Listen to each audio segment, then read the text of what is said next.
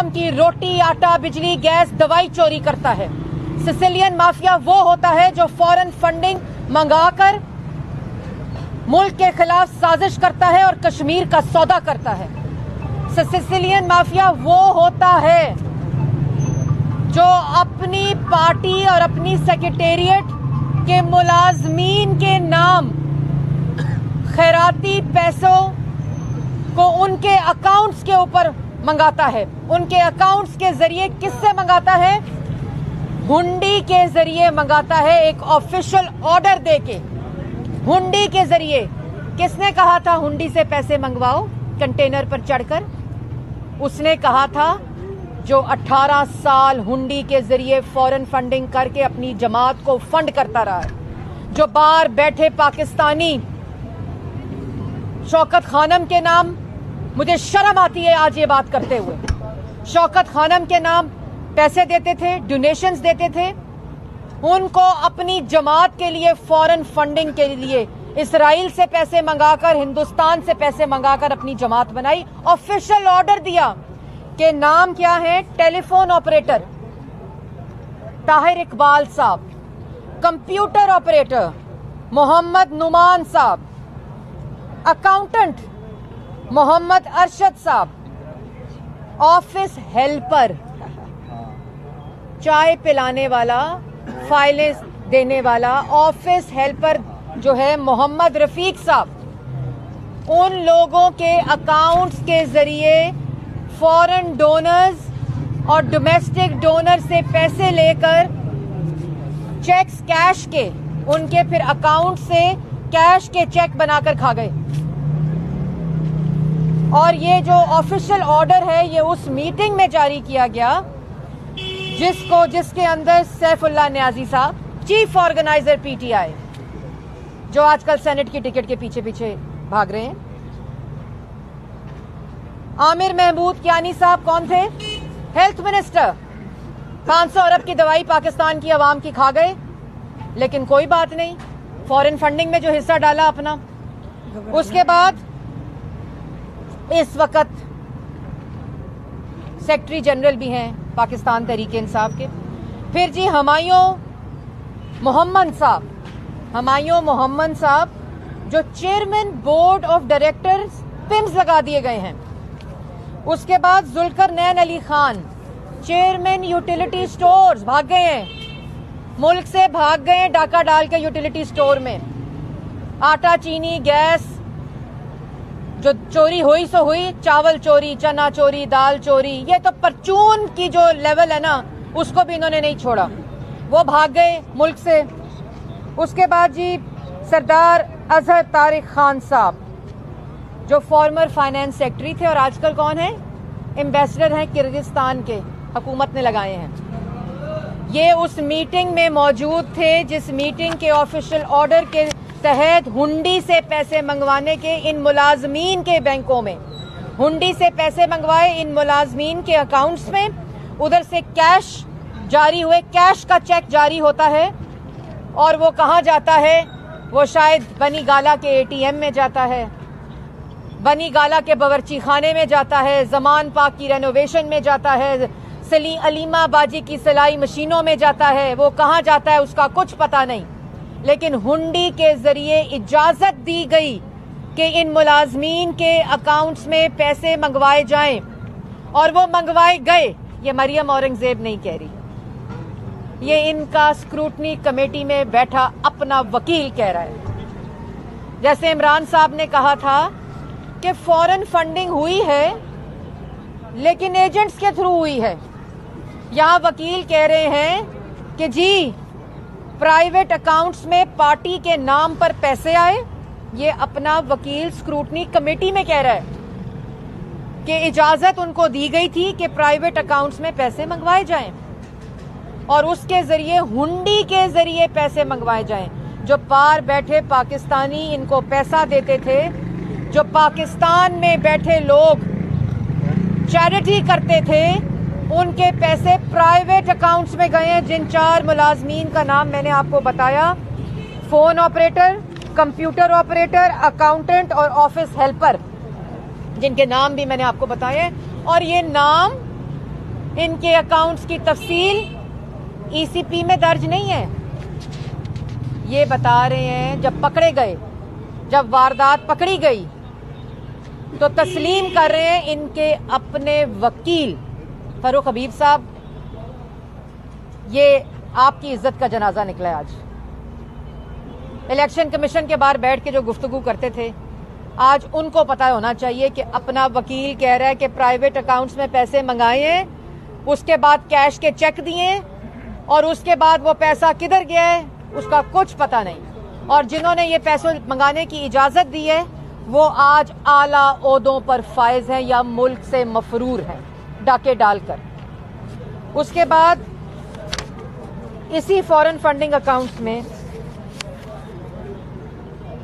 सितंबर 11, 2011 इमरान साहब क्या कहते हैं, आटा चोरी हो गया पता नहीं चला, चीनी चोरी हो गई पता नहीं चली, गैस चोरी हो गई पता नहीं चला, डॉलर की प्राइस ऊपर हो गई नीचे हो गई पता नहीं चला, फॉरेन फंडिंग अकाउंट्स में पैसे आए हैं एजेंट्स ने मंगाए होंगे पता नहीं चला। तो 11 सितंबर 2011 को इमरान साहब को यह बताया गया कि इन मुलाजमीन के अकाउंट्स को, प्राइवेट अकाउंट्स को इस्तेमाल किया जा रहा है और बताया गया उनको कि इसको रोका जाए, ये इल्लीगल है, ये पार्टी किसी प्राइवेट अकाउंट्स में पैसे ट्रांसफर नहीं कर सकती। तो इमरान साहब ने क्या कहा, डाका डालो और मंगाओ, कोई बात नहीं, आप लोग जो उस मीटिंग में थे आप लोग ये काम करें, मैं आपको ओहदों पर फाइज करूंगा। और किया, नौकरियां मिलती हैं तो फ्रेंड्स ऑफ बनी गाला को मिलती हैं, कारोबार में इजाफा होता है तो जहांगीर तरीन के कारोबार में इजाफा होता है। आटा, चीनी, गैस, बिजली, आज बिजली और पेट्रोल महंगा होता है तो नदीम बाबर के फर्नेस ऑयल तो बिजली पे चल रहे हैं ना। तो ये है सिसिलियन माफिया, इस पे कोई नोटिस लेगा?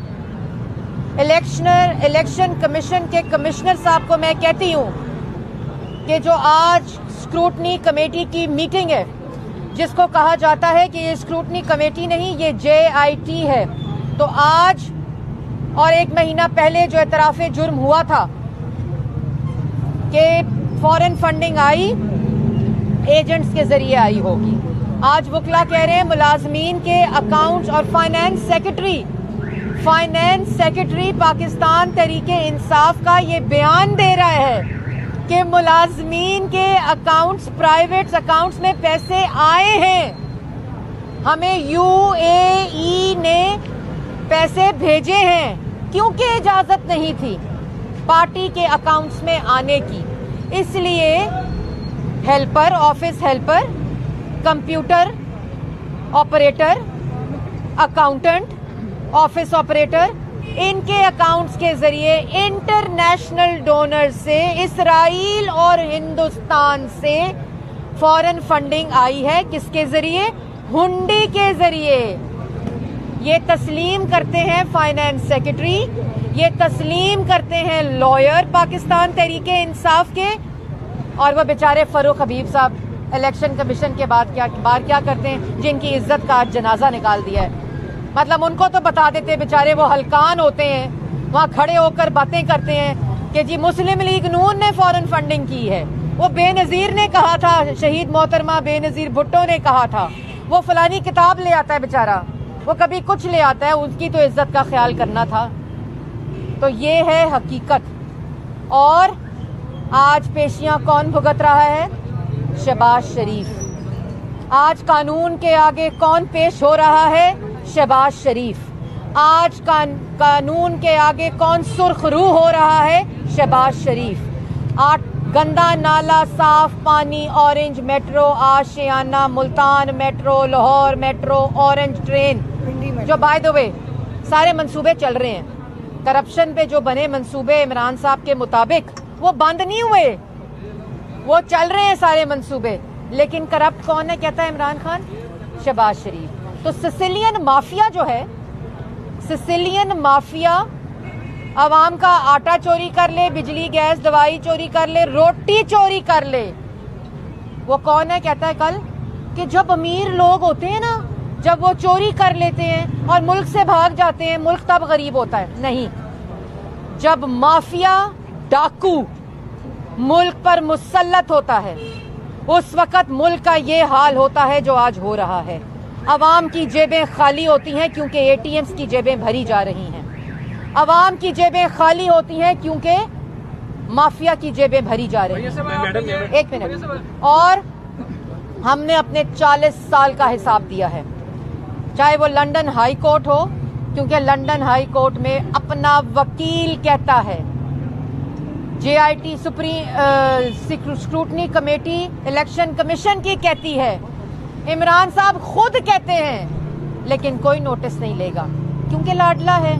लाया जो गया है, मुसल्लत जो किया गया है, लेकिन वो दिन दूर नहीं जब इंशाअल्लाह ये ब्रीफ केस हुकूमत जब ब्रीफ केस उठा के भागने की कोशिश करेगी ना, तो अवाम के हाथ होंगे और इनका गरेबान। अच्छा मैडम, ये बताएं कि आप कह रही हैं कि ये लाडला है, तो ये किसका लाडला है? उस इदारे का या उस उनका नाम ले? देखिए, हमने पाक फौज के तर्जुमान ने कहा है कि सियासत से किसी किस्म का कोई ताल्लुक नहीं, इसमें हमें ना घसीटे ना ही। देखिए, पहली बात तो मैं वाज़िया तौर पे बता दूं कि किसी अदारे को सियासत में घसीटा नहीं गया, और सियासत में उनका नाम लिया जाता है या उनकी बात की जाती है जो खुद को अपने सियासत में, पाकिस्तान की सियासत में मदाखलत करते हैं।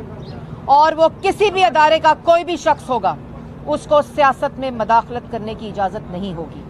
और जो भी पाकिस्तान मुस्लिम लीग नून के ऊपर जो मैं कल से देख रही हूं कि जी अदारों, नवाज शरीफ साहब ने वाज़िया तौर पर बयान किया है कि जो अशखास सियासत में मदाखलत करेंगे उनको इजाजत नहीं है। पाकिस्तान के आइन के मुताबिक अगर किसी ने अदारे को घसीटा है तो इस वक्त मुसल्लत किया हुआ इमरान खान है, जिसके कोई इंटरव्यू उठा लें, उन्होंने अदारों का नाम लेकर अदारों की तज़दीक की है। अगर कोई गद्दार है तो वो इमरान खान है और मुसल्लत किया हुआ है इस वक्त।